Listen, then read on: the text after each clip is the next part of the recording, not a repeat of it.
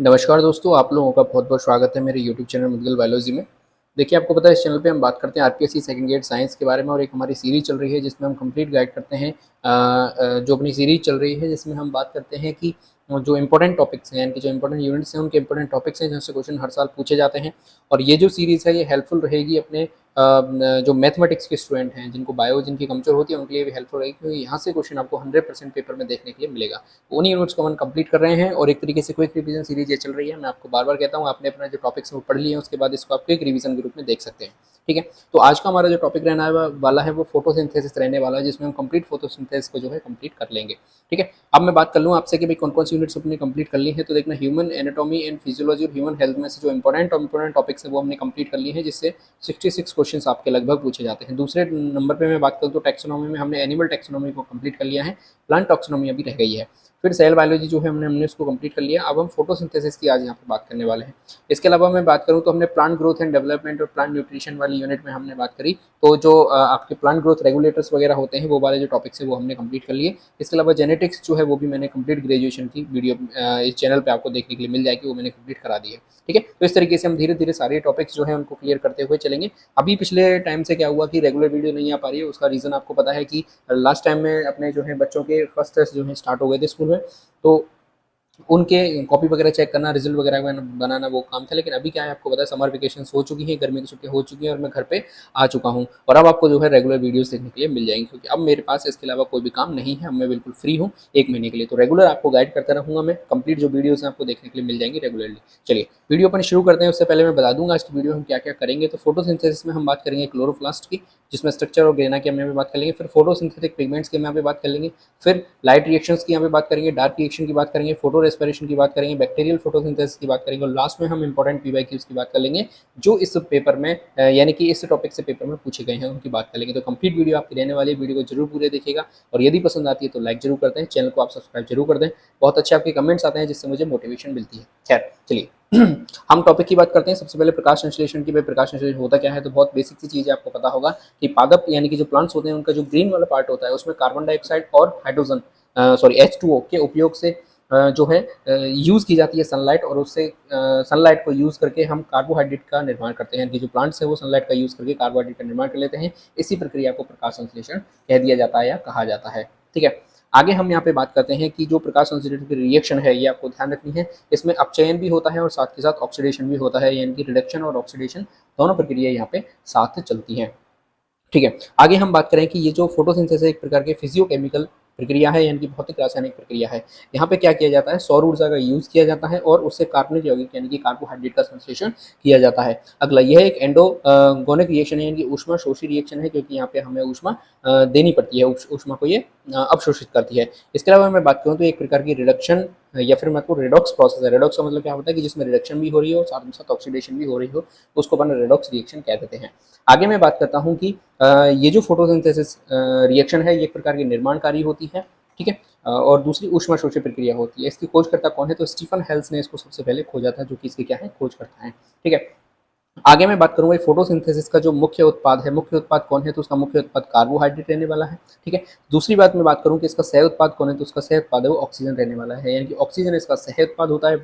और जो मुख्य उत्पाद की बात करूं तो वो उसका कार्बोहाइड्रेट होता है। ठीक है, इसके बाद मैं बात करूं तो फोटोसिंथेसिस की क्रिया है, इसमें वो सबसे पहले जो करने वाले जीव थे, यानी कि जो रियलिटी में सबसे पहले फोटोसिंथेसिस की थी वो ब्लू ग्रीन एल्गी थे।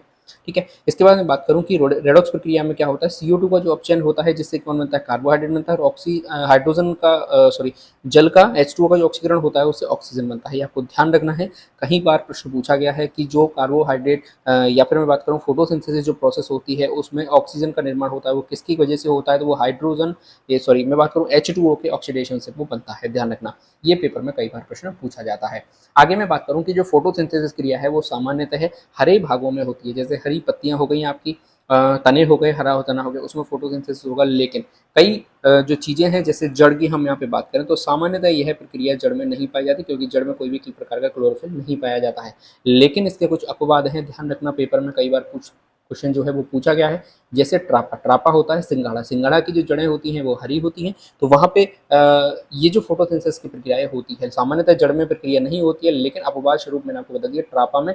और दूसरा होता है टीनोस्पोरा। ठीक है, दूसरा कौन होता है, टीनोस्पोरा। इन दोनों एग्जाम्पल को आप याद रखिएगा, इनकी जड़ों में प्रकाश संश्लेषण की क्रिया होती है। टीनोस्पोरा जो है इसको सामान्य भाषा में गिलोय कह दिया जाता है। क्या कह दिया जाता है, ग्लोय कह दिया जाता है। तो ये सिंपल सी चीज होगी।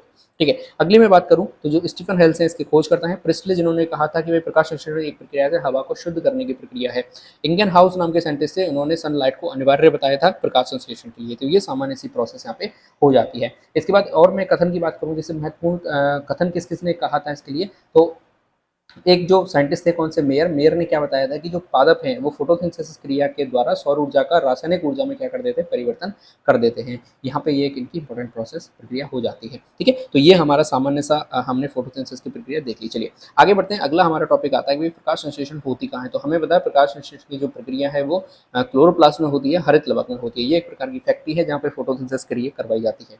अब इंपॉर्टेंट चीज आती है, हमें इसकी स्ट्रक्चर की यहाँ पे बात कर लेते हैं। इसकी स्ट्रक्चर कैसी होती है, साइट कैसी होती है। तो पहला जो इंपॉर्टेंट पॉइंट है वो यही है कि जो क्लोरोप्लास्ट है वो एक दोहरी झिल्ली वाला अंगक होता है, यानी कि डबल मेम्ब्रेन बाउंड्री ऑर्गेनिज होता है। डबल मेम्ब्रेन यहाँ पे पाई जाती है। इसके दो पार्ट होते हैं, पहला होता है ग्रेना, दूसरा होता है स्ट्रोमा। ग्रेना क्या होता है, थाइलोकोड का समूह, छोटे छोटे सिक्के जैसी संरचना पाई जाती है जिनको अपन थाइलोकोड कहते हैं। इनका एक बंच बन जाता है, इनका एक ग्रुप बन जाता है जिसको अपन क्या कह देते हैं, ग्रेना कह देते हैं। ठीक है, ग्रेना आपस में जिस संरचना से जुड़ी हुई होती है, इनका जो पार्ट होता है उसको अपन इंटरग्रेना कह देते हैं। यहाँ पे क्या होती है, तो लाइट रिएक्शन होती है, प्रकाशिक अभिक्रिया जो है वो ग्रेना वाले पार्ट में होती है। इसको याद करने का तरीका भी मैं आपको भी बताने वाला हूँ। दूसरा दूसरा पार्ट होता है इसका स्ट्रोमा, जो कि तरल भाग होता है। यहाँ पे कौन सी रिएक्शन होती है, डार्क रिएक्शन होती है। तो कई बार यही पेपर में प्रश्न पूछ लिया जाता है कि डार्क रिएक्शन कहाँ होती है, स्ट्रोमा में होती है, और लाइट रिएक्शन जो है वो ग्रेना में होती है। तो सिंपल सा याद करने का तरीका मैं आपको बताता हूँ, एक को आप याद कर लीजिएगा, दूसरा आपको ऑटोमेटिक याद हो जाएगा। जैसे स्ट्रोमा में एक शब्द आ रहा है ट्रोमा। क्या शब्द आ रहा है, ट्रोमा। ट्रोमा का मतलब क्या होता है कि कोई आदमी यदि ट्रोमा में चले जाए, ट्रोमा का मतलब क्या होता है, जब हमारे दिमाग में कोई खराबी आ जाए या फिर आदमी जो है कोमा में चला जाता है, तो उसके सामने सब कुछ डार्क हो जाता है, यानी कि उसे कुछ भी दिखाई नहीं देता, पूरी तरीके से वो बेहोश हो जाता है। तो जब भी कोई व्यक्ति ट्रोमा में चला जाता है या उसे कोई ट्रोमा होता है, तो आदमी के आगे सब कुछ क्या हो जाता है, डार्क हो जाता है। तो इसलिए आप याद भी कर सकते हैं यहाँ से कि जो डार्क रिएक्शन है वो किसमें होती है, स्ट्रोमा में होती है। जब डार्क रिएक्शन स्ट्रोमा में हो रही है तो ऑब्वियस सी बात है कि लाइट रिएक्शन कहाँ हो रही होगी, ग्रेना में हो रही होगी। तो ये सिंपल चीज आप याद कर सकते हैं। दूसरी मैं बात करूं कि इसमें डबल स्टैंडर्ड डीएनए पाया जाता है, ध्यान रखिएगा, और इसमें 70S प्रकार के राइबोसोम पाए जाते हैं। दूसरा इसमें एक इंपॉर्टेंट चीज पाई जाती है, उसको अपन कहते हैं रूबिस्को। रूबिस्को क्या है, एक प्रोटीन है प्रकार का। रूबिस्को पृथ्वी पर सबसे अधिक पाया जाने वाला प्रोटीन है, लगभग 16% जो है प्रोटीन अर्थ पर जो है पाया जाता है। तो रूबिस्को यहाँ से इसका इफेक्ट है, ध्यान रखिएगा, पेपर में पूछा जाएगा। अगला इंपॉर्टेंट पॉइंट आता है क्वांटोसोम। क्वांटोसोम क्या होता है, प्रकाश संश्लेषण की इकाई होती है। इसको किसने बताया था, पार्क और बिगिंस नाम के साइंटिस्ट ने बताया था। एक क्वांटासोम की हम यहाँ पे बात करें तो उसमें 230 क्लोरोफिल के अणु पाए जाते हैं। ये भी इंपॉर्टेंट फैक्ट हो जाता है। आपको छोटे छोटे यहाँ पे पार्टिकल्स दिखाई दे रहे होंगे, ये जो छोटे छोटे पार्टिकल्स ग्रेना में चिपकी हुई अवस्था में पाए जाते हैं, उनको क्या कहते हैं, अपन क्वांटासोम कह देते हैं। ठीक है,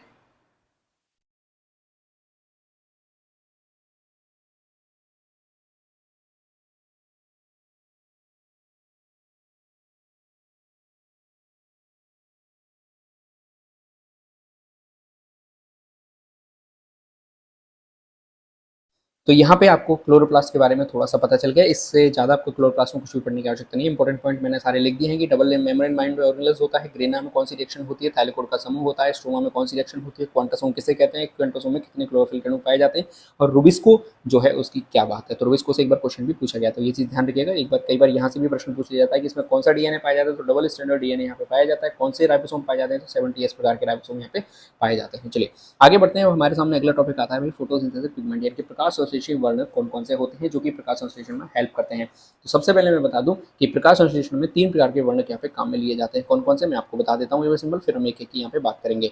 सबसे पहला वर्णक जो हमारे काम में आता है, सबसे इंपॉर्टेंट है, वो कौन सा है, क्लोरोफिल है। कौन सा है, क्लोरोफिल है, ध्यान रखिएगा। दूसरे नंबर पे जो हमारे काम आते हैं वो होते हैं कैरेटिनॉइड्स। कौन से होते हैं, कैरेटिनॉइड्स। ठीक है, तीसरे नंबर पे जो हमारे काम आते हैं, तीसरे नंबर पे जो काम आने वाले वर्णक हैं हमारे, उनकी भी मैं यहाँ पे बात कर देता हूँ। देखिएगा, देखना, तीसरे नंबर पे जो हमारे काम आते हैं वो कौन से हैं, फाइकोविलेंस। फाइकोबिलेंस, ये 3 प्रकार के हमारे वर्णक हैं जो फोटोसिंथेसिस में काम आते हैं। सबसे पहले हम किसकी बात करेंगे, क्लोरोफिल की यहाँ पे बात करने वाले हैं। तो क्लोरोफिल और हम कैरेटिनॉइड की यहाँ पे बात करेंगे। क्लोरोफिल जो है कई प्रकार का होता है, जिसमें सबसे पहला होता है क्लोरोफिल ए, जिसको अपन सार्वत्रिक वर्णक कहते हैं या फिर यूनिवर्सल पिगमेंट कहा जाता है। इसका रंग है वो चमकीला हरा होता है। यदि मैं बात करूँ क्लोरोफिल की, जो खोज करने वाले साइंटिस्ट थे, यानी पर्णहरित की जो खोज करने वाले साइंटिस्ट थे, वो पेल्टियर थे। और थे पेल्टियर नाम के साइंटिस्ट ने इसको खोजा था। ठीक है, इसके बाद मैं बात करूँ जो क्लोरोफिल है वो कहाँ पाया जाता है, तो क्लोरोप्लास्ट के क्वांटासोम में पाया जाता है। अभी हम पीछे पढ़ के भी आए हैं, और 230 अणु पाए जाते हैं। आगे मैं बात करूँ तो क्लोरोफिल टोटल 7 प्रकार का होता है। Chlorophyll A, chlorophyll B, chlorophyll C, chlorophyll D, chlorophyll E और बैक्टीरियो क्लोरोफिल और क्लोरोबियम क्लोरोफिल। ठीक है, ये 7 प्रकार के क्लोरोफिल पाए जाते हैं। यदि मैं क्लोरोफिल चलिए, यदि क्लोरोफिल की यहाँ पे अपन सिंपल सी संरचना की बात कर लें तो ये दो इसमें भाग पाए जाते हैं। पहले इसका हेड होता है, दूसरी इसकी टेल होती है। आगे हम यहाँ पे बात भी कर लेंगे। इसका जो हेड होता है उसको 1 पोरफायरिन हेड कहते हैं। यदि इसकी संरचना की बात करें तो 15 × 15 एंगस्ट्रॉम इसकी साइज पाई जाती है। इसके सेंट्रल में कौन पाया जाता है तो मैग्नीशियम जो धातु है उसके सेंटर में पाई जाती है। यहाँ से प्रीवियस ईयर में क्वेश्चन पूछा जाता है, ध्यान रखिएगा, बहुत सिंपल सी चीज़ है। यदि हम इसके हेड की बात करें तो ये जलरागी होता है, यानी हाइड्रोफिलिक होता है। यदि हम इसके टेल की बात करें तो फाइटोल टेल होती है, जो कि 20 एंगस्ट्रॉम की होती है। यदि जो कैसी होती है, जल विरागी होती है, यानी कि हाइड्रोफोबिक होती है। और बिल्कुल संरचना कैसी होती है इसकी, टेडपोल के समान संरचना होती है। ठीक है, फाइटोल जो टेल है वो जल विरागी होती है। दूसरा हम बात कर रहे हैं अग्नि किसकी, कैरोटेनॉइड्स की। कैरोटेनॉइड्स कैसे होते हैं, पीले नारंगी रंग के वर्णक होते हैं और इन्हें शील्ड पिगमेंट कहा जाता है, रक्षी वर्णक कहा जाता है। क्यों इन्हें शील्ड पिगमेंट कहा जाता है, क्योंकि ये क्लोरोफिल ए को प्रकाश ऑक्सीकरण से बचाते हैं, यानी उसका फोटो ऑक्सीडेशन ना हो जाए, उससे इसकी संरचना करते कहते हैं सॉरी इसकी सुरक्षा करते हैं। इसलिए इनको क्या कहा जाता है, अपन रक्षी वर्णक या फिर शील्ड पिगमेंट कह दिया जाता है। ठीक है, आगे बढ़ते हैं, देखते हैं क्लोरोफिल के बारे में और यहाँ पे थोड़ी सी हम यहाँ पे बात कर लेते हैं। जैसे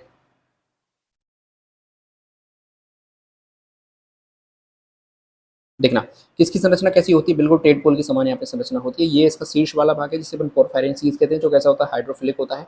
ये जो इसकी टेल है जिसको अपन फाइटोल टेल कहते हैं, ये 7th नंबर कार्बन से जुड़ी हुई होती है और किसके द्वारा जुड़ी हुई होती है, प्रोपियोनिक प्रोपियोनिक एसिड की सहायता से जुड़ती है। किसकी सहायता से जुड़ती है, प्रोपियोनिक एसिड की सहायता से ये जुड़ती है। 7th नंबर कार्बन पे जो फाइटोल टेल है और जो पोरफायरिन हेड है वो दोनों 7 नंबर कार्बन पे प्रोपियोनिक एसिड की सहायता से जुड़ते हैं, ध्यान रखना। इसका जो हेड है इसकी साइज कितनी होती है, 15 × 15 एंगस्ट्रॉम होती है। इसकी जो टेल है उसकी साइज कितनी होती है, 20 एंगस्ट्रॉम होती है। ठीक है, इसकी जो टेल है वो कैसी होती है, हाइड्रोफोबिक होती है, यानी कि जल विरोधी होती है। और जो इसका हेड होता है वो जल स्नेही होता है, हाइड्रोफिलिक होता है। चलिए, दो प्रकार की क्लोरोफिल की हम यहाँ पे बात कर लें। यहाँ से प्रीवियस ईयर में क्वेश्चन पूछे जाते हैं, ध्यान रखिएगा। एक होता है क्लोरोफिल ए और दूसरा होता है क्लोरोफिल बी। क्लोरोफिल ए का जो सूत्र है वो कौन सा है, मैंने किस तरीके से याद कर रखा है वो मैं आपको बता देता हूँ। मैंने इसको सीधा याद कर रखा है, देखना इसमें मेन मेन कंपोनेंट कौन से हैं। सबसे पहले कार्बन है, हाइड्रोजन है, ऑक्सीजन है, नाइट्रोजन है, मैग्नीशियम दोनों में सेम है और ये सारे के सारे में सेम है। बात आ रही है केवल इसमें मॉलिक्यूल्स के नंबर की। तो मैंने इसको किस तरीके से याद किया था, जैसे क्लोरोफिल ए में होते हैं 55 72 54 mg।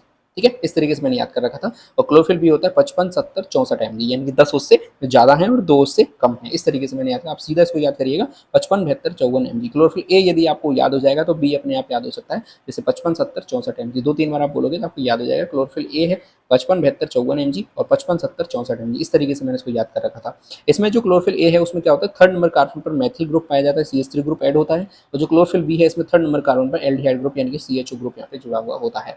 ये आपकी क्लोरोफिल की हमने बात कर ली। मेन जो चीज़ आपको ध्यान रखनी है कि सेंटर में कौन सी धातु जुड़ी हुई होती है, तो मैग्नीशियम धातु यहाँ पे जुड़ी हुई होती है। इसके बाद यदि बात करें तो क्लोरोफिल के संश्लेषण के लिए मैग्नीशियम, फेरम, नाइट्रोजन की आवश्यकता यहाँ पे होती है। तो ये छोटी सी चीज़ें आपको ध्यान रखनी है। चलिए,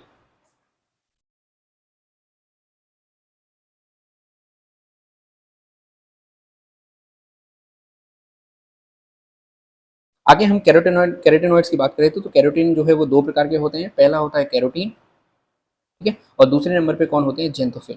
ज़्यादा इनके डिटेल में आपको जाने की आवश्यकता नहीं है, ये केवल इतना सा आप समझ लीजिएगा।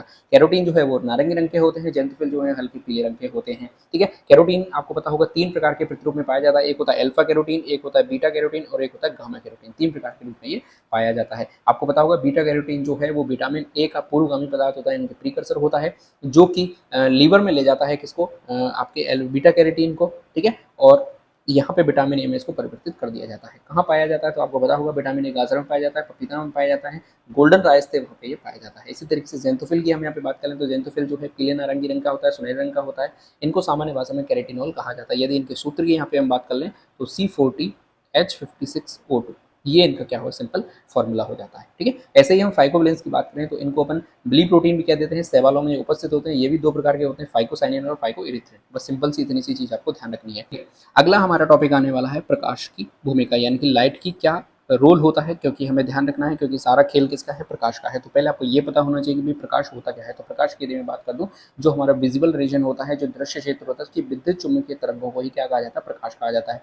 जिसकी जिसकी तरंग दैर्घ्य कितनी होती है, लाइट की यदि हम तरंग दैर्घ्य की बात करें, वेवलेंथ की बात करें, तो 390 नैनोमीटर से लेकर 760 नैनोमीटर की जो तरंग दैर्घ्य होती है, वेवलेंथ होती है, उसको अपन क्या कहते हैं, लाइट कहते हैं। ठीक है, अब इसमें क्या होता है कि 2 रीजन होते हैं, सुनना, 390 नैनोमीटर से लेके और 500 नैनोमीटर का जो रेंज होता है, उसको अपन क्या कह देते हैं, नीला क्षेत्र या फिर ब्लू रीजन कह देते हैं। नीला क्षेत्र या फिर ब्लू रीजन कह देते हैं। दूसरा 500 नैनोमीटर से लेके 760 नैनोमीटर का जो रेंज होता है उसको अपन लाल क्षेत्र कह देते हैं या फिर रेड रीजन कह देते हैं। क्या कह देते हैं, लाल क्षेत्र या फिर रेड रीजन कह देते हैं, ध्यान रखिएगा। अब एक होता है पीएआर। पीएआर का मतलब क्या होता है, फोटोसिंथेटिकली एक्टिव रेडिएशन, यानी कि कौन सी वेवलेंथ की जो रेडिएशन है वो फोटोसिंथेटिकली एक्टिव होती है, तो वो आपको ध्यान रखना है 400 नैनोमीटर से लेकर 700 नैनोमीटर, बहुत इंपॉर्टेंट है। पहले तो आपको पीएआर की फुल फॉर्म होनी चाहिए, फोटोसिंथेटिकली एक्टिव रेडिएशन, जिसकी रेंज कितनी होती है 400 नैनोमीटर से लेकर 700 नैनोमीटर। अब सुनना, एक आता है अवशोषणीय स्पेक्ट्रम। अवशोषणीय स्पेक्ट्रम का मतलब क्या होता है कि जो क्लोरोफिल है वो सबसे ज्यादा नीले प्रकाश को अवशोषित कर सकता है, फिर लाल प्रकाश को अवशोषित करता है। ध्यान रखना, सबसे पहले सबसे ज्यादा किसको करेगा, नीले को, और फिर कौन से करेगा, लाल को। इसलिए जो फोटोसिंथेसिस का जो अवशोषणीय स्पेक्ट्रम बनता है, या फिर मैं बात करूं क्लोरोफिल का जो अवशोषणीय स्पेक्ट्रम बनता है, वो नीले लाल रंग का बनता है, ध्यान रखना। दूसरा, प्रकाश संश्लेषण की दर यानी कि रेट ऑफ फोटोसिंथेसिस सर्वाधिक लाल प्रकाश में होती है, उसके बाद नीले प्रकाश में होती है। इसलिए रेट ऑफ फोटोसिंथेसिस का जो स्पेक्ट्रम बनेगा वो कौन सा बनेगा, लाल नीले रंग का। कैसा बनेगा, लाल नीले रंग का। दोनों में फर्क है, दोनों स्पेक्ट्रम में फर्क है। सुनना, अवशोषणीय स्पेक्ट्रम बनेगा नीले लाल रंग का, और प्रकाश का जो प्रकाश की दर का स्पेक्ट्रम बनेगा वो कौन सा बनेगा, लाल और नीले प्रकाश का। ध्यान रखना। दूसरी इंपॉर्टेंट चीज है कि ये हरे प्रकाश में प्रकाश संश्लेषण की दर कैसे हो जाती है, शून्य हो जाती है। क्यों, क्योंकि ये हरे प्रकाश को क्या कर देता है, परावर्तित कर देता है, क्योंकि ये खुद हरा है। हरा हमें क्यों दिखाई दे रहा है, क्योंकि वो लाल सॉरी जो हरे रंग की जो लाइट जा रही है उसको रिफ्लेक्ट कर रहा है, इसलिए वो हमें हरे रंग का दिखाई दे रहा है। तो वो हरे प्रकाश को क्या कर देता है, रिफ्लेक्ट कर देता है, इसलिए हरे प्रकाश में प्रकाश संश्लेषण की दर क्या हो जाती है, शून्य हो जाती है। आपको ध्यान रखना है, सबसे ज्यादा लाल प्रकाश में होती है प्रकाश संश्लेषण, दूसरा नीले प्रकाश में होती है प्रकाश संश्लेषण, फिर हरे प्रकाश में वो नहीं होती है। अवशोषण की बात करें तो सबसे ज्यादा नीले प्रकाश को अवशोषित करता है वो, फिर लाल प्रकाश को अवशोषित करता है। ये दो चीज आपको ध्यान रखनी है। चलिए आगे हम बात करते हैं, एक फिनोमेना आता है कौन सा, जिसको अपन कहते हैं लाल ड्रॉप या फिर लाल पतन, ध्यान रखिएगा। दूसरा आता है इमर्शन, इमर्शन प्रभाव, जिसकी हम आगे बात करेंगे। पहले अपन लाल पतन की यहाँ पे बात कर लेते हैं। लाल पतन होता क्या है उसकी मैं आपको समझा देता हूँ, सुनना।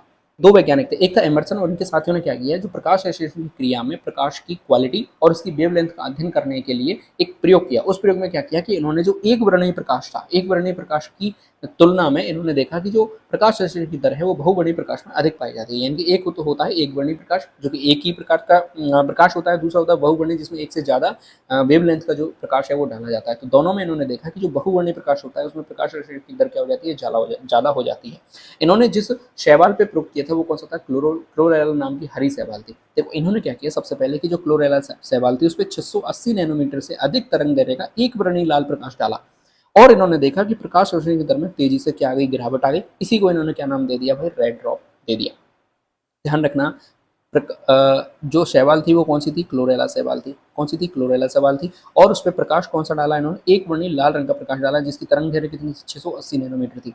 तो इन्होंने देखा कि प्रकाश संश्लेषण की दर में क्या आ गई, तेजी से गिरावट आ गई। इसी को अपन क्या कहते हैं, रेड ड्रॉप। ड्रॉप का मतलब ही होता है गिरना, पतन का मतलब ही होता है गिरना, ठीक है, इसलिए इसको क्या कहते हैं अपन, रेड ड्रॉप कह देते हैं। ध्यान रखिएगा। दूसरा, फिर इन्होंने क्या किया कि दूसरी जो शैवाल थी उस पर इन्होंने क्या किया, 700 नैनोमीटर और 680 नैनोमीटर दोनों को मिला के तरंग दैर्घ्य का प्रकाश एक साथ डाला, बहुवर्णीय प्रकाश डाला, जिससे इन्होंने क्या देखा कि जो प्रकाश संश्लेषण दर है उसमें क्या होगी, वृद्धि होगी। इसी को इन्होंने क्या नाम दे दिया, इमर्शन इफेक्ट नाम दे दिया। ध्यान रखना। तो प्रकाश संश्लेषण में जो है दो वर्णक तंत्र काम करते हैं, पीएस फर्स्ट पीएस सेकंड एक साथ यहाँ पे कार्य करते हैं। इसके हम आगे बात भी करेंगे। तो ये दो चीज आपको ध्यान रखना है।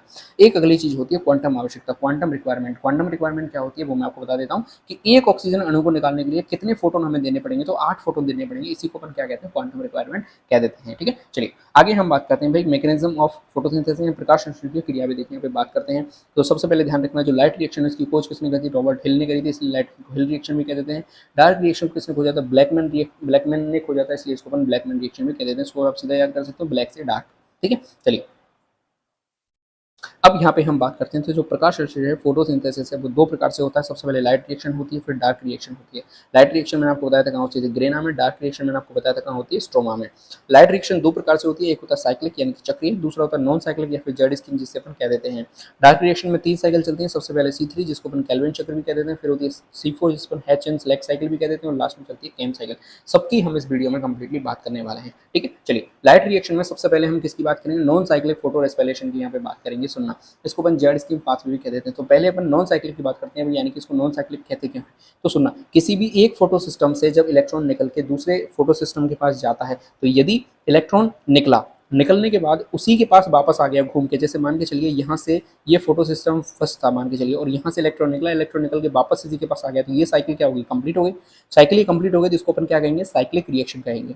लेकिन यदि यहाँ से PS सेकंड से इलेक्ट्रॉन निकला, निकलने के बाद कुछ इस तरीके से जेड जेड बना के यहाँ पहुंच गया लेकिन वापस लौटा ही नहीं, तो इसको अपन क्या कहेंगे, नॉन साइक्लिक कहेंगे। तो वापस इसने किस प्रकार की स्ट्रक्चर बनाई है, जेड स्कीम बनाई है, जेड बनाई है, इसलिए इसको अपन क्या कहते हैं, जेड स्कीम कह देते हैं।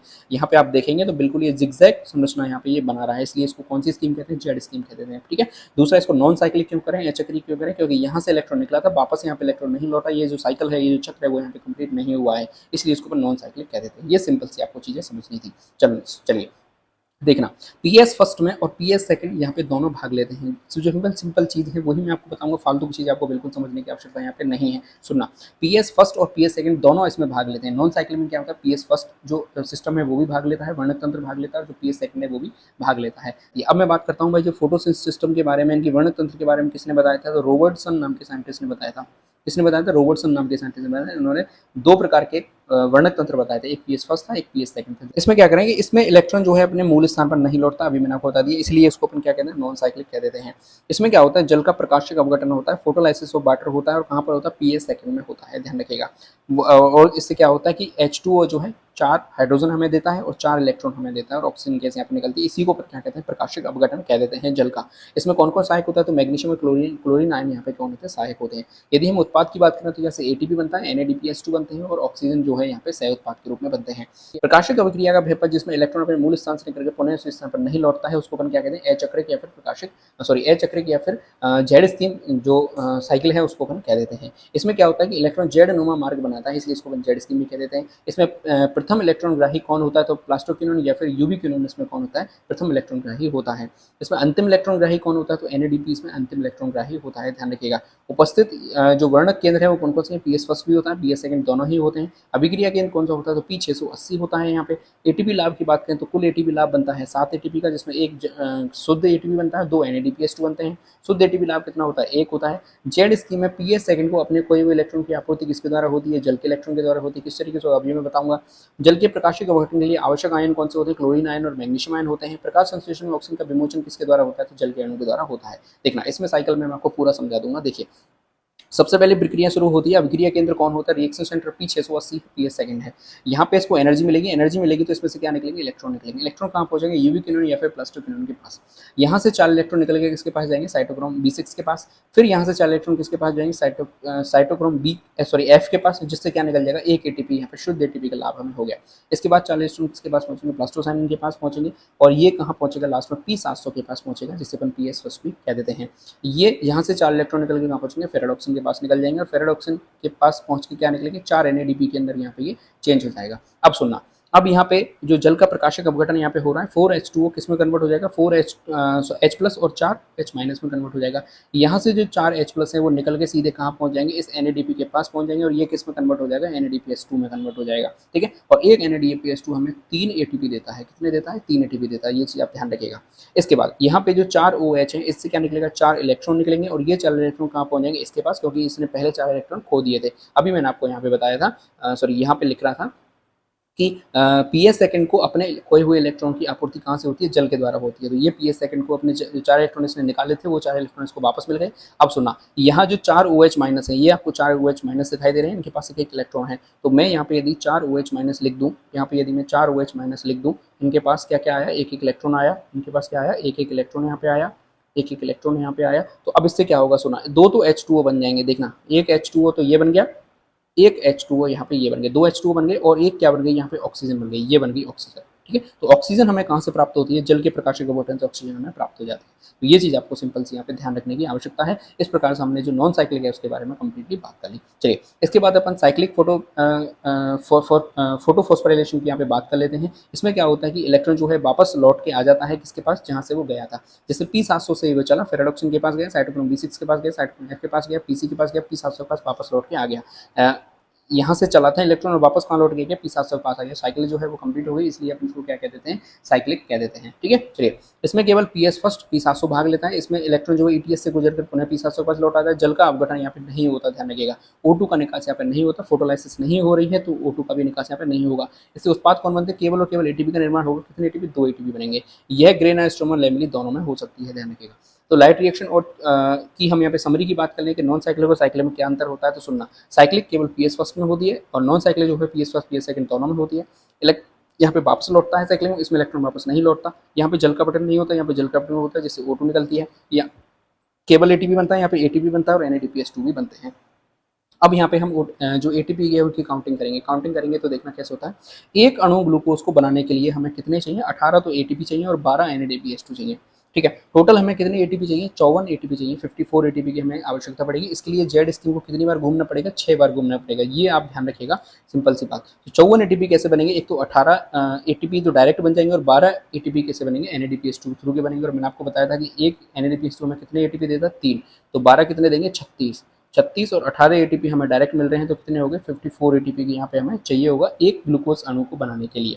ठीक है, अब लाइट रिएक्शन कितनी बार घूमेगी, 6 बार। साइक्लिक ईटीएस से हमें कितने मिलेंगे, 2 एटीपी बनेंगे। नॉन साइक्लिक ईटीएस से हमें एक NADPH2 और 2 NADPH2 बनेंगे, जिससे हमें टोटल कितने बन जाएंगे, 9 एटीपी बन जाएंगे। ठीक है, 9 एटीपी बन जाएंगे, इसको हम 6 से मल्टीप्लाई कर देंगे तो कितना हो जाएगा, 54 एटीपी हमें यहाँ पे बन जाएंगे, जिससे एक ग्लूकोज का मॉलिक्यूल यहाँ पे बन जाएगा। ठीक है, तो आपको जो ध्यान रखना है वो कितना रखना है, एक एटीपी के लिए, सॉरी, एक ग्लूकोज अणु के लिए कितने एटीपी चाहिए, 54 चाहिए। जेड स्क्रू को कितनी बार घूमना पड़ेगा, 6 बार घूमना पड़ेगा। नेट एटीपी कितने बनेंगे, 18 एटीपी बनेंगे। NADPH2 कितने बनेंगे, 12 बनेंगे। ये सिंपल चीज़ आपको ध्यान रखनी है।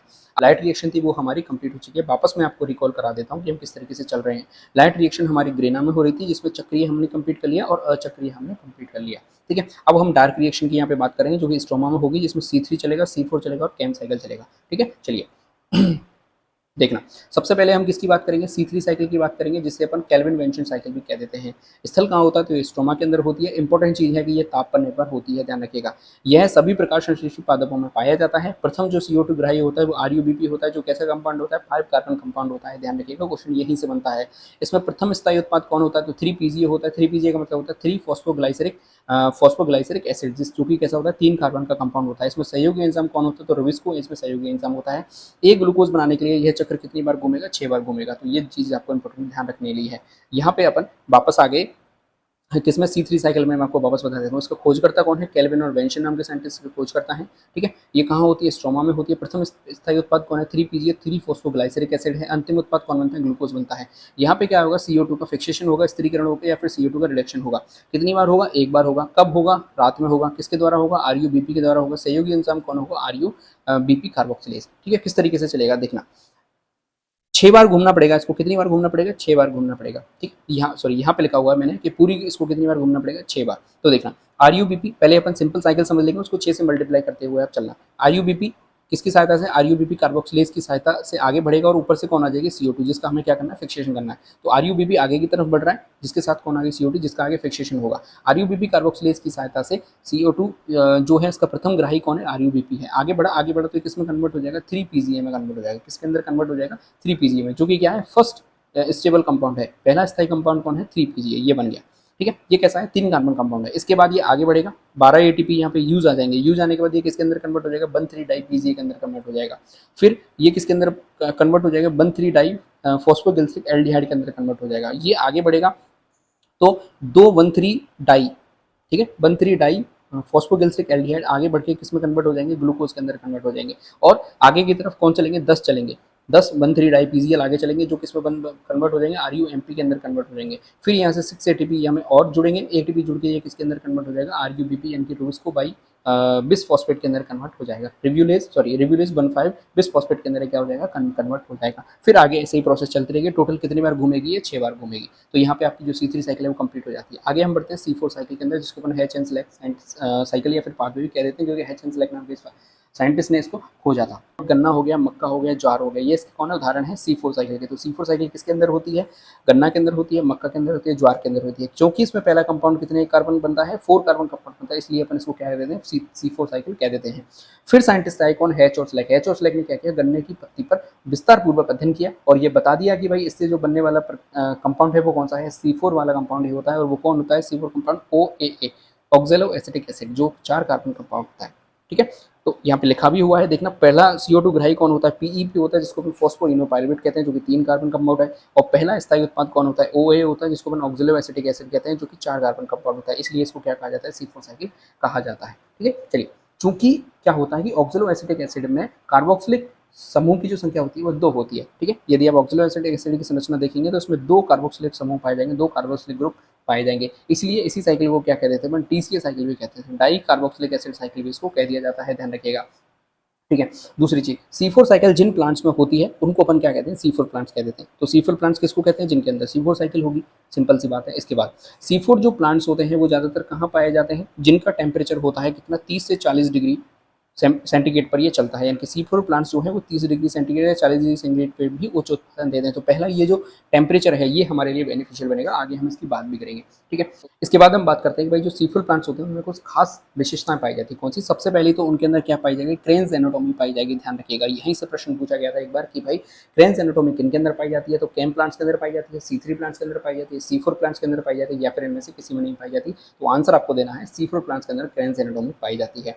आगे हम बात करते हैं कि भाई आखिर क्रेन्स एनाटोमी होती क्या है। तो क्रेन्स एनाटोमी का सिंपल सा आपको ध्यान रखना है कि जो पत्तियां होती हैं उनमें क्लोरोप्लास्ट युक्त बंडल शीत का पाया जाना, क्लोरोप्लास्ट युक्त बंडल शीत का पाया जाना क्या कहलाता है, क्रेन्स एनाटोमी कहलाता है। क्रेन्स नाम के साइंटिस्ट ने सबसे पहले खोजा था, इसलिए हमने इसका नाम क्या रख दिया, क्रेन्स एनाटोमी रख दिया।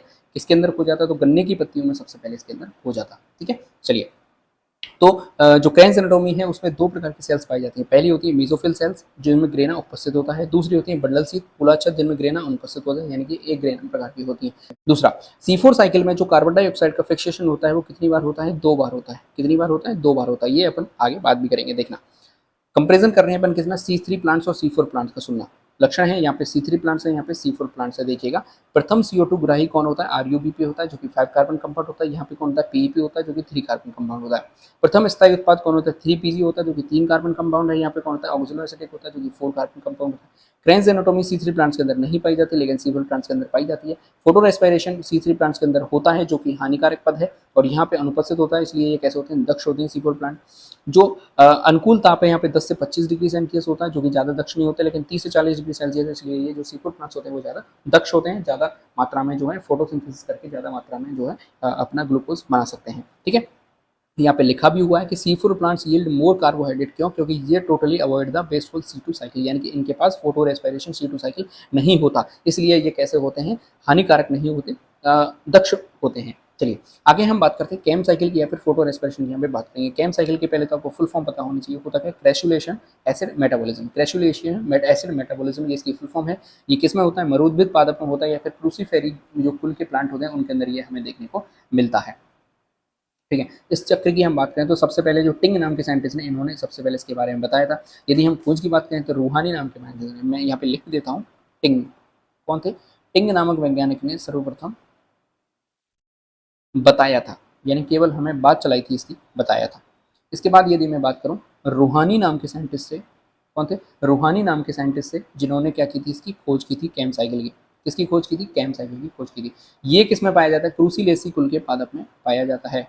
कौन से प्लांट्स में पाया जाता है, क्रूसीलेसी कुल के पादप में पाया जाता है। इसलिए इस चक्र को अपन क्या कहते हैं, क्रूसीलेशियन एसिड मेटाबॉलिज्म कह देते हैं। मरुद्भिद पादप में पाया जाता है, डेजर्ट प्लांट्स में पाया जाता है, जैसे कैक्टस हो गया, ओपेनशिया हो गया, ठीक है। इसमें होता क्या है कि इसमें विशेष प्रकार के रंध्र पाए जाते हैं जो कैसे खुलते हैं, केवल रात में खुलते हैं। ऐसे रंध्र जो केवल रात में खुलते हैं उसको अपन स्कैटोएक्टिव रंध्र कह देते हैं, और इसमें रात में ही कार्बन डाइऑक्साइड का क्या होता है, फिक्सेशन होता है। ये चीज़ हमें ध्यान रखनी पड़ेगी।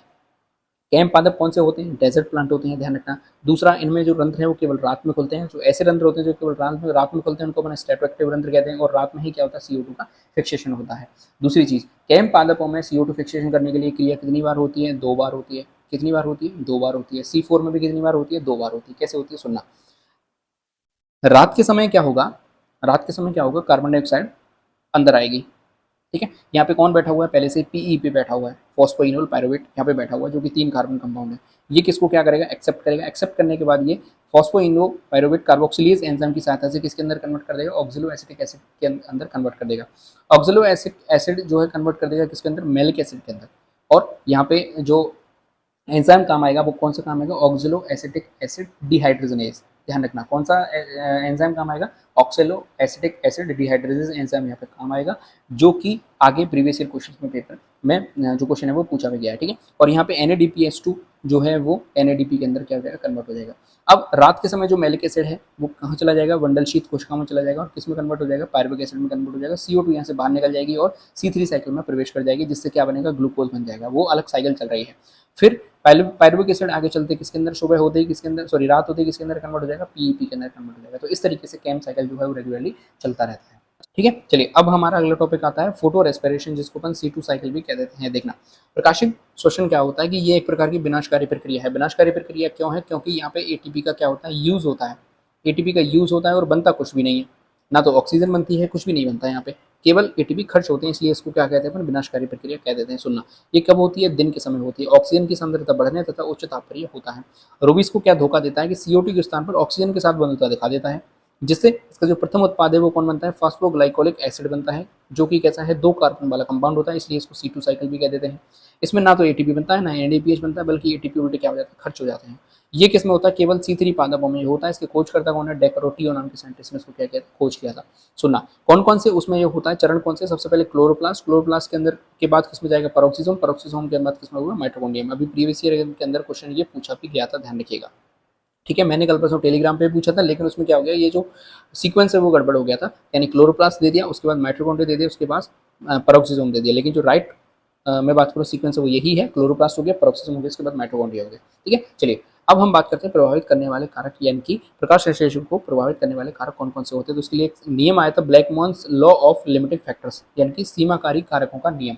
ये क्या कहता था, सुनना, इसको दिया किसने था, ब्लैकमैन नाम के साइंटिस्ट ने दिया था। इसके नियम अनुसार क्या है कि जब कोई भी क्रिया 2 या 2 से अधिक कारकों पर निर्भर करती है, जो कोई भी प्रक्रिया कई कारकों यानी कि 2 या 2 से अधिक कारकों पर निर्भर करती है, तो जो रेट होती है वो उस कारक द्वारा निर्धारित होती है जिसकी मात्रा कम होती है या फिर न्यूनतम होती है। ये आपको नियम ध्यान रखना है। ठीक है, चलिए सीमाकारी जो कारक होते हैं, इसके नियम अनुसार जो फोटोसिंथेसिस की क्रिया है उसका सीमाकारी कारक कौन है, कार्बन डाइऑक्साइड है, क्योंकि इसकी मात्रा क्या होती है, कम होती है, ध्यान रखिएगा। फोटोसिंथेसिस जो प्रक्रिया है उसका सीमाकारी कारक कौन है, CO2 है। ठीक है, क्यों, क्योंकि जो कार्बन डाइऑक्साइड है उसकी वायुमंडल में जो प्रतिशत मान है वो कितना है, 0.03%, सबसे कम है। तो इस नियम के अनुसार तो भाई जिसकी मात्रा सबसे कम होगी वही सीमाकारी के रूप में नियम निभाएगा। ठीक है, इसके बाद सीमाकारी जो कारक होते हैं उनका नियम लिविंग के न्यूनतम सिद्धांत पर आधारित होता है। चलिए, तो ये तो ब्लैकमैन का सीमाकारी कारकों का नियम हो गया। उसके बाद हम और फैक्टर्स देखते हैं जो कि प्रकाश संश्लेषण को प्रभावित करते हैं। सबसे पहले नंबर पर आता है लाइट। लाइट जो है महत्वपूर्ण कारक है प्रकाश संश्लेषण को प्रभावित करने के लिए। तो इसमें क्या होता है कि जो रेट है वो डायरेक्टली प्रोपोर्शनल होती है, यानी कि जैसे जैसे प्रकाश बढ़ेगा उससे जी फोस्फो रेस्पिरेशन की जो रेट है वो बढ़ेगी, लेकिन एक लिमिट तक। जैसे ही उससे ज़्यादा अपन तीव्रता कर देंगे, अत्यधिक तीव्रता पर क्या होने लगेगा, क्लोरोफिल जो नष्ट होने लगेगा और प्रकाश की दर जो है घट जाएगी। इस प्रक्रिया को अपन क्या कहते हैं, सोलराइजेशन कहते हैं। दूसरे नंबर पर आता है तापमान। तापमान क्या होता है, C3 पादपों के लिए तापमान कितना होता है, ऑप्टिमम टेम्परेचर होता है 10 से 25 डिग्री सेंटीग्रेड। C4 के लिए होता है 30 से 40 डिग्री सेंटीग्रेड। इसके बाद बात करते हैं कि भाई ताप गुणांक क्या होता है। तो ताप गुणांक होता है 2 से 2.5। तो पहले आपको पता होगा भाई ताप गुणांक होता क्या है। तो ताप गुणांक का मतलब सुनना, किसी भी क्रिया में 10 डिग्री सेंटीग्रेड ताप बढ़ाने पर क्रिया की दर जितने गुना हो जाती है उसे उस क्रिया का क्या कहते हैं, ताप गुणांक कहते हैं। तो 2 से 2.5 यहाँ पे ताप गुणांक हो गया। इसका मतलब क्या होगा कि यदि हम 10 डिग्री टेम्परेचर बढ़ाएंगे तो दर जो है वो लगभग दुगनी या फिर ढाई गुनी हो जाएगी। ठीक है, हर 10 डिग्री सेंटीग्रेड बढ़ाने पर दर कितनी हो जाएगी, 2 से ढाई गुनी हो जाएगी। इसके बाद CO2 की सांद्रता। CO2 की सांद्रता आपको पता है 0.03% होती है सामान्यतः। 1% से अधिक होने पर रंध्र क्या हो जाते हैं, बंद हो जाते हैं, जिससे कि विषाक्त यहाँ पे पैदा हो जाता है। ठीक है, विषाक्तता यहाँ पे पैदा हो जाती है। इसके बाद बात करें O2 की सांद्रता। तो O2 की सांद्रता बढ़ने पर फोटोसिंथेसिस की दर जो है घट जाती है। इसको अपन बारबर्ग इफेक्ट भी कह देते हैं। क्या कहते हैं इसको, बारबर्ग इफेक्ट कह देते हैं, ध्यान रखिएगा। इसके बाद एक इंपॉर्टेंट चीज हो जाती है DCMU, जो एक प्रकार का रसायन है या फिर अपन इसे कह देते हैं एक प्रकार का ये खरपतवार नाशी है। ये फोटोसिंथेसिस को क्या करता है, बाधित कर देता है और उसकी रेट को गिरा देता है। एक प्रकार का क्या है, ये खरपतवार नाशी है। आगे हम बढ़ते हैं बैक्टीरियल फोटोसिंथेसिस की तरफ। किसकी तरफ, बैक्टीरियल फोटोसिंथेसिस। सुनना, उच्च पादपों से भिन्न ये होती है। बैक्टीरिया में भी क्या होता है, फोटोसिंथेसिस होती है, लेकिन ये हाइयर जो प्लांट्स होते हैं उनसे अलग होती है। इसमें क्लोरोप्लास्ट नहीं होता। अभिक्रिया जो है क्रोमोटोफोर की में संपन्न होती है। किसमें संपन्न होती है, क्रोमोटोफोर में, ध्यान रखिएगा। उपयोगी वर्णक कौन कौन से होते हैं, बैक्टीरियो क्लोरोफिल होता है या बैक्टीरियो विरिडेन होता है, जो कि बैक्टीरियल फोटोसिंथेसिस को परफॉर्म कराते हैं। इनका जो अवरक्त क्षेत्र है, हमारा जो था वो विजुअल रीजन था, लेकिन इनका जो रीजन होता है वो कौन सा होता है, इंफ्रारेड क्षेत्र होता है। 870 नैनोमीटर से 1020 नैनोमीटर के प्रकाश को अवशोषित करते हैं। इनमें केवल एक फोटो सिस्टम पाया जाता है, PS फर्स्ट, जो कि P890 नैनोमीटर पर कार्य करता है। देखना, पादप में क्या होता है, H2O का उपयोग करके O2 गैस मुक्त होती है, ऑक्सीजनिक होती है, लेकिन बैक्टीरियल फोटोसिंथेसिस में हाइड्रोजन सल्फाइड का यूज किया जाता है, जिससे कि ऑक्सीजन जो है मुक्त नहीं होती, पहली चीज। दूसरा, इनमें कौन कौन से बैक्टीरिया होते हैं, तो हरे गंधक बैक्टीरिया होते हैं जिसको क्लोरोबियम कहते हैं, बैंगनी गंधक बैक्टीरिया होते हैं जिसको क्रोमेटियम कह देते हैं। जीवाणु ऑक्सीजन क्यों नहीं निकालते, प्रश्न है, क्योंकि इनमें फोटोसिंथेसिस सेकंड अनुपस्थित होता है, जल का अपघटन नहीं होता, जल का अपघटन नहीं होता तो ऑक्सीजन गैस मुक्त नहीं होती। तो यहाँ से आपको एक चीज भी क्लियर होनी चाहिए कि भाई ऑक्सीजन कैसे मुक्त होती है, तो जब जल का अपघटन होगा तो ऑक्सीजन यहाँ पे मुक्त होगी। ठीक है। तो इस तरीके से हमने यहाँ पे बात कर ली किसके बारे में, सारा आपको जो फोटोसिंथेसिस मैंने कंप्लीट करा दिया, जो जो इंपॉर्टेंट टॉपिक्स हैं वो हमने यहाँ पे कंप्लीट कर लिए। ठीक है, चलिए अब हमारे सामने आ जाते हैं भाई प्रीवियस ईयर क्वेश्चंस। अब हम किनकी बात करेंगे, प्रीवियस ईयर क्वेश्चंस की यहाँ पे बात करने वाले हैं। सारे प्रीवियस ईयर क्वेश्चंस मैं आपको नहीं कराऊंगा, लेकिन जो इंपॉर्टेंट है उनकी यहाँ पे हम बात करने वाले हैं। बाकी यदि आप पूरे प्रीवियस ईयर क्वेश्चन करना चाहते हैं तो आपको हमारी बुक परचेज करके देख लीजिएगा, वहाँ पे आपको प्रीवियस ईयर क्वेश्चन देखने के मिल जाएंगे, साथ ही साथ आपको जो है यहाँ पे अदर प्रैक्टिस क्वेश्चन भी देखने के लिए मिल जाएंगे। चलिए क्वेश्चन की हम यहाँ पे बात करें। पहला प्रश्न हमारे सामने आ रहा है, प्रकाश अवक्रिया के संदर्भ में गलत कथन का चयन करना है हमें। देखना, प्रकाश अवक्रिया के दौरान निर्मित NADH का उपयोग अंधकार अवक्रिया के दौरान CO2 को अपचयित करने के लिए किया जाता है, लेकिन हमें पता है कि लाइट रिएक्शन में NADH नहीं बनता। क्या बनता है, NADPH2 बनता है। क्या बनता है, NADPH बनता है, NADPH या फिर NADPH2 बनता है। तो पहला कथन यही में गलत हो गया, तो यही इसका क्या हो जाएगा, राइट आंसर हो जाएगा। लेकिन सारे कथन हम एक बार पढ़ लेते हैं। क्लोरोफिल ए एकमात्र ऐसा वर्णक है जो प्रकाश ऊर्जा को रासायनिक ऊर्जा में परिवर्तित करके प्रकाश संश्लेषण की प्रकाश अवक्रिया में प्रत्यक्ष भाग लेता है। बिल्कुल यहाँ पे ये करेक्ट आंसर है। दूसरा, जल का विघटन PS सेकंड से संबंधित है। बिल्कुल सही आंसर है, अभी मैंने बैक्टीरियल फोटोसिंथेसिस में ये चीज देखी भी थी। आगे, जल के प्रकाश अवघटन से प्राप्त हाइड्रोजन आयन थाइलाकोइड यूरेनियम में मुक्त हो जाते हैं तथा प्रोटॉन प्रेरक बल में योगदान करते हैं जो ATP संश्लेषण को संचालित करता है। ये भी बिल्कुल यहाँ पे क्या हो गया, सही आंसर हो गया।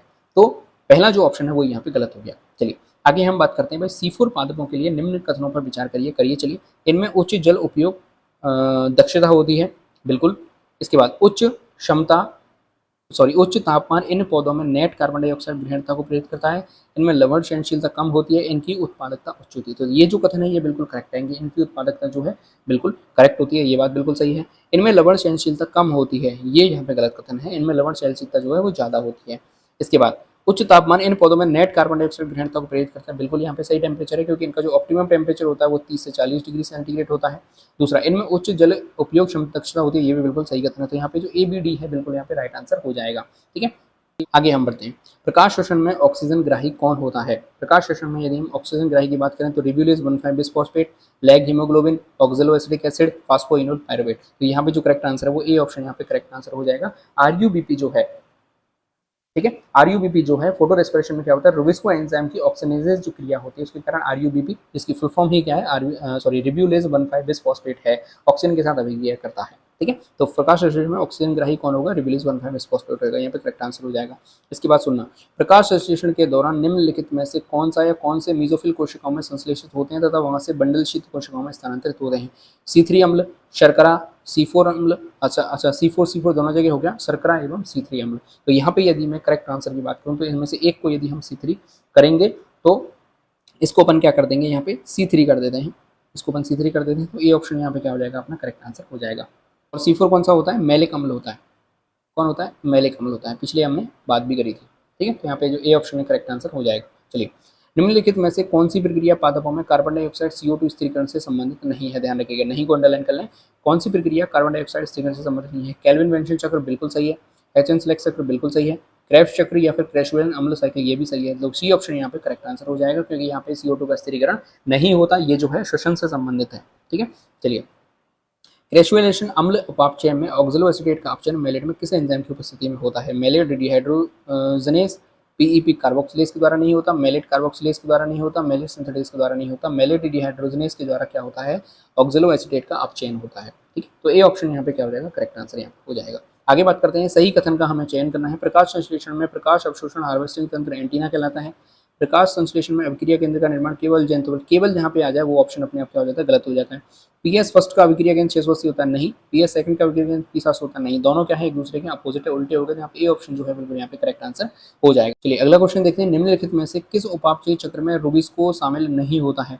केल्विन चक्र में बिल्कुल शामिल होता है, क्रेब्स चक्र में शामिल नहीं होता, प्रकाशीय शोषण में हमने अभी देखा था रुबिस्को शामिल होता है, क्रैशुलेशन अम्ल उपापचय में भी शामिल होता है। तो बी ऑप्शन यहाँ पे क्या हो जाएगा, बिल्कुल यहाँ पे करेक्ट आंसर इसका हो जाएगा। ठीक है, तो इस तरीके से हमने जो है इसके PYQs भी कर लिए, टॉपिक भी क्लियर करा दिया। आई होप आपको जो है वीडियो पसंद आ रही होगी, चीज़ें जो है समझ में आ रही होंगी। पहले आप इस चीज़ को समझिए, समझने के बाद इसको एज अ रिवीजन सीरीज में आप देख सकते हैं। ठीक है, तो अगर आपको वीडियो अच्छी लगे तो लाइक जरूर कर दें, चैनल को सब्सक्राइब जरूर कर दें। इसके बाद जो है हम रेस्पिरेशन वाले टॉपिक को क्लियर करने वाले हैं। ठीक है, PYQs के लिए आप हमारी बुक जो है उसको परचेस कर सकते हैं, फ्लिपकार्ट से परचेस कर सकते हैं, हमारी जो है आप मुझे डायरेक्ट मैसेज करके परचेस कर सकते हैं, या फिर जो अपने नियरेस्ट बुक स्टोर पे जाकर उसको खरीद सकते हैं। ठीक है, चलिए वीडियो को यहीं पे अपन खत्म कर लेते हैं। पढ़ते रहिए, आगे बढ़ते रहिए, देश से प्यार करिए, माता पिता से प्यार करिए। जय हिंद।